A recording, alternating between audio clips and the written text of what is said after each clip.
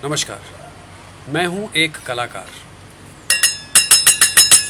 नहीं, ये मैंने किसी और के लिए नहीं बल्कि अपने लिए बजाया है, क्योंकि 2 महीने अपने घर पर बंद रहने के बाद बिना किसी कमाई, बिना किसी आमदनी के मुझे इस बात का एहसास हो गया कि मैं भी किसी कोरोना वॉरियर से कम नहीं हूँ। मैं भी अपनी एक जंग लड़ रहा हूँ। एक जंग वो कि मैं अपनी देश की सुरक्षा के लिए अपने घर पर बंद हूँ, और दूसरी जंग है मेरे खर्चों से। क्योंकि जिस घर पर मुझे बंद रहने के लिए कहा जा रहा है, मैं 2 महीने से बंद तो हूँ, लेकिन उस घर का किराया मुझे देना है, अपनी किस्तें भी देनी है, अपना खर्चा भी उठाना है, इलेक्ट्रिसिटी बिल भी भरना है। सारे खर्चे अपनी जगह पर बराबर वही हैं, उनमें कोई कटौती या किसी तरह की कोई रिबेट या रियायत नहीं दी गई है। हाँ, ये कहा गया है कि आपके मकान मालिक आपसे किराया नहीं ले सकते 3 महीने तक, लेकिन 3 महीने के बाद वो देना कैसे ये तो नहीं बताया। क्योंकि अगर मेरा किराया 1 महीने का 20,000 रुपये है, तो चौथा महीना लगते ही वो किराया तो 80,000 रुपये हो जाएगा। वो कैसे दिया जाएगा? एनीवेज, ये रही बात की बातें। शूटिंग कब स्टार्ट होगी, इसके बारे में किसी ने सोचा है? क्योंकि ये तो बहुत बड़ी गैदरिंग है, लगभग 100 लोग एक साथ मिलकर एक शो, एक सीरियल बनाते हैं। वो कब स्टार्ट होगा, किसी ने सोचा है इस बारे में? क्योंकि हम लोग वैसे ही 3 महीने के क्रेडिट पे काम करते हैं। जो काम मैंने जनवरी फरवरी में किया था, उसका पैसा मुझे आज तक नहीं मिला, और कब मिलेगा ये भी नहीं पता। और मेरे पास तो अगर शो है तो शायद लॉकडाउन ख़त्म होने के बाद मैं वो शो ज्वाइन कर लूँगा और मेरी रोलिंग शुरू हो जाएगी। जिनके पास शो नहीं है उनका क्या? शायद उनको शो ढूंढते शायद नवंबर दिसंबर लग जाए, और उनका पैसा उनको मार्च अप्रैल में मिलेगा, और उसकी भी कोई गारंटी नहीं है। ये लोग कैसे कैसे ये सब करेंगे लोग मैनेज? किसने सोचा है इस बारे में? किसी ने कलाकार के बारे में बात की?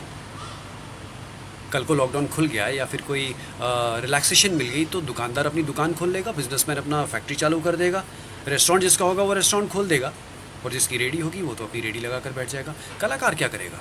हम तो वर्क फ्रॉम होम भी नहीं कर सकते, हमें तो शूटिंग्स में ही जाना है। और इस शूटिंग से जुड़े हुए कितने लोग हैं, चाहे वो स्पॉट बॉय हो, जूनियर आर्टिस्ट हो, लाइट मैन हो, डायरेक्टर्स हो, असिस्टेंट डायरेक्टर्स हों, हमारे ड्रेस दादा हों, एक्टर्स हो, जितने भी हैं, ये कहाँ जाएंगे, कैसे काम करेंगे? इनकी आमदनी, इनकी कमाई कहाँ से आएगी? क्योंकि हमारे पास इसके अलावा तो और कोई चारा ही नहीं है। तो ये सब होगा कैसे? इसीलिए मैं चाहता हूँ कि आप सब लोग अपना पॉइंट ऑफ व्यू सामने रखिए, थोड़ी आवाज़ उठाइए। इसीलिए मैं आज हमारे देश के प्रधानमंत्री श्री नरेंद्र मोदी जी से और महाराष्ट्र के मुख्यमंत्री श्री उद्धव ठाकरे जी से ये रिक्वेस्ट करता हूँ, ये अपील करता हूँ कि प्लीज़ कलाकार के बारे में सोचिए, हमारी फिल्म और टीवी इंडस्ट्री के बारे में सोचिए। जो प्रिकॉशनरी मेजर्स लेने होंगे हम लोग लेंगे, जो सिक्योरिटी मेजर्स लेने होंगे हम लोग लेंगे, जो सावधानी बरतनी होगी हम लोग बरतेंगे। लेकिन मेरा हाथ जोड़कर निवेदन है हमारे देश की केंद्र और राष्ट्र सरकार से कि प्लीज़ शूट स्टार्ट करने के बारे में सोचिए, हम पर ध्यान दीजिए, क्योंकि हज़ारों लाखों लोगों की ज़िंदगी, उनका करियर इस इंडस्ट्री पर डिपेंड करता है। हम लोग इसी पर निर्भर हैं, इसके अलावा हम कुछ नहीं कर सकते।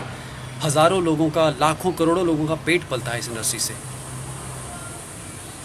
अगर हम लोग घर पर इसलिए बैठे हैं ताकि कोरोना वायरस बाहर निकल के हमारी जान ना ले ले, लेकिन अगर हम लोग इसी तरह बिना आमदनी के, बिना कमाए अपने घर पर बैठे रहे, तो हमारे खर्चे हमारी जान ज़रूर ले लेंगे। कृपया हमारे बारे में सोचिए। मैं रिक्वेस्ट करता हूँ हमारी फिल्म और टेलीविज़न इंडस्ट्री से जुड़े हुए सभी लोगों से कि अगर वो मेरी बात से सहमत हैं तो इस बात को आगे बढ़ाइए।